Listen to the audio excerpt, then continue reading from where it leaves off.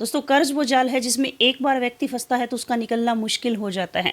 इसलिए हमें बड़े बुजुर्ग हमेशा ही कहते थे कि बेटा जितनी चादर हो उतने ही पैर फैलाने चाहिए। लेकिन आजकल लोग क्या करते हैं, बिना सोचे समझे बड़े बड़े लोन लेकर बिजनेस के अंदर इन्वेस्ट कर देते हैं। ऐसा ही कुछ हुआ हरियाणा के पंचकुला के रहने वाले परवीन मित्तल के साथ। उनके सर के ऊपर 20 करोड़ रुपए का कर्ज था और वो 5 साल से अंडरग्राउंड थे।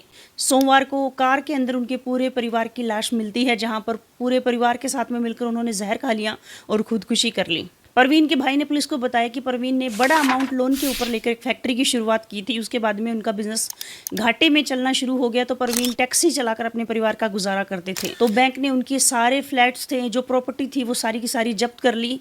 इसके बाद भी कुछ पर्सनल लोगों से भी परवीन ने पैसे उधार ले रखे थे, तो वो लोग लगातार पैसे लौटाने के लिए परवीन के ऊपर दबाव बना रहे थे, उनके परिवार को धमकियां दे रहे थे। इन सबसे परेशान होकर परवीन ने अपने पूरे परिवार के साथ में खुदकुशी कर ली। दोस्तों, शुरू में प्रवीण हरियाणा के पंचकुला में रहते थे। वहां पर उन्होंने अपने बिजनेस की शुरुआत की, फैक्ट्री की शुरुआत की।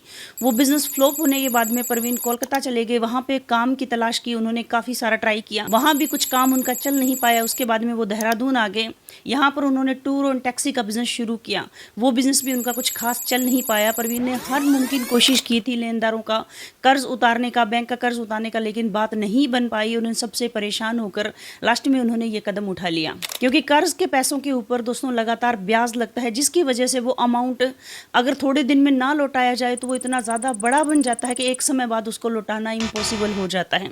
इसलिए बड़े बुजुर्ग सही कहते हैं कि रूखी सूखी खा लीजिए, लेकिन कर्ज के जाल से हमेशा बच के रहिए।